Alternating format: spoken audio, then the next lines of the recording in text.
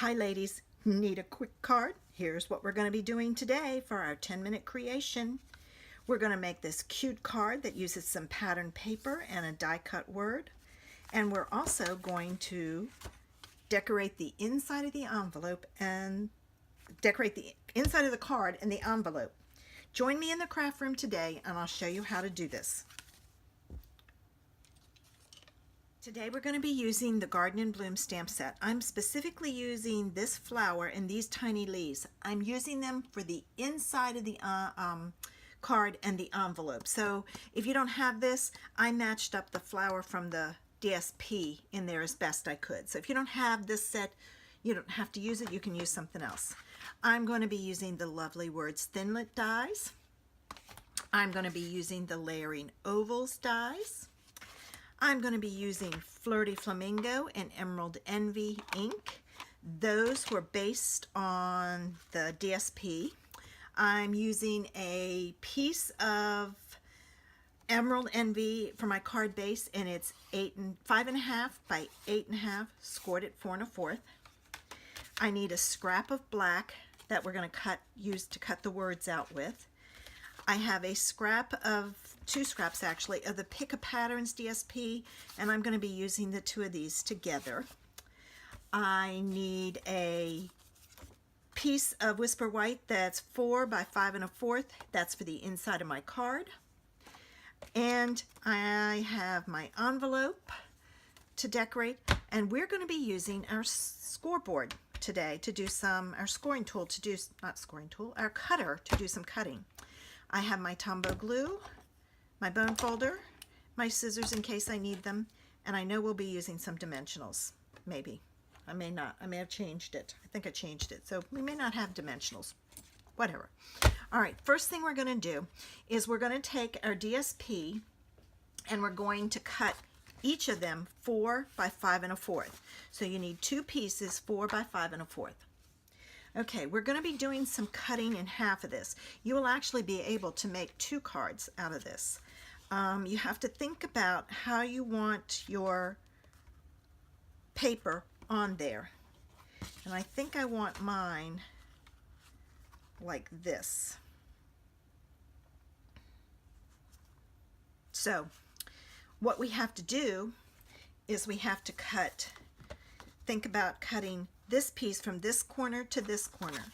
So putting it in my cutter, I'm going to line up the point with the channel in here. That's my cutting channel. And the bottom point in there also. I'm going to hold it very carefully so that it doesn't shift. And if it does, you can see through and realign it. And then I'm going to cut it. And here's what I'm going to do. Because that's a point, I'm going to move my cutting blade down in there further, and then I'll pick it up again and go in the other direction. That prevents you from messing up your corner. So then this piece is going to go on here like this. Now this piece I want at the top, so I've got to cut from this corner to this corner. So again, I'm going to put my paper in here, line up my 2 corners. Where's my cutter? Put my cutter down and cut up, pick it up, move it down, and cut the other way. And then I have my 2 pieces to glue on. And they'll be glued on like this with a little bit of space in between. So I'm going to glue those down. And I want a little bit of a space in between. So I'm going to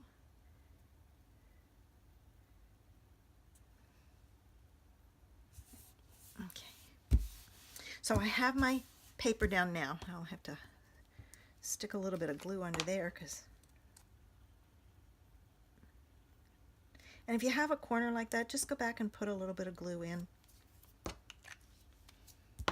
Now, I saw somebody who used glue. It was on a scrapbooking video I watched, and she took a brayer and went over it, or you could use your bone folder and spread that glue out. You stay away from your edges so you get that glue to spread out all over your card. I thought that was a cool idea.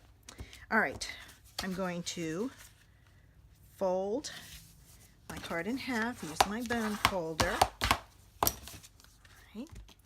Okay, using your black piece of paper, you're going to use your lovely words and cut out the word. I chose friend, but what you want to do is you want to layer, and let me show you how I did it. What I did was I took my lovely layers friend and I put it on there, and then I went back with my layering ovals over top. All right, and I got them even as best I could, and then I taped it down with some low-tack painter's tape and ran it through my Big Shot, and I got that. Well, it seemed to be kind of lost in there. So I went back to my layering ovals and I cut out an oval that was a little bit bigger than what I had, so that I have a background for it, so it just kind of pops. I had already put dots of glue on the back of this. Now I'm going to use my dimensionals. I knew I'd pulled my dimensionals for something, just forgot half of what I wanted to do.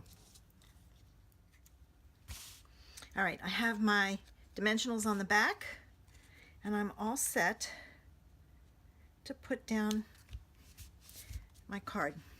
Quick, easy, and I stamped my envelope and the inside of my card. Put some glue on this. And I'm going to put the 2 at the top and the 1 at the bottom. Center it. Put it down. Hold it in place. Use my bone folder to spread that glue out. Okay. There we have it. The front of the card and the inside in the envelope. If you liked my video, give me a thumbs up. I hope I see you next week. I hope I've inspired you. Have a great day.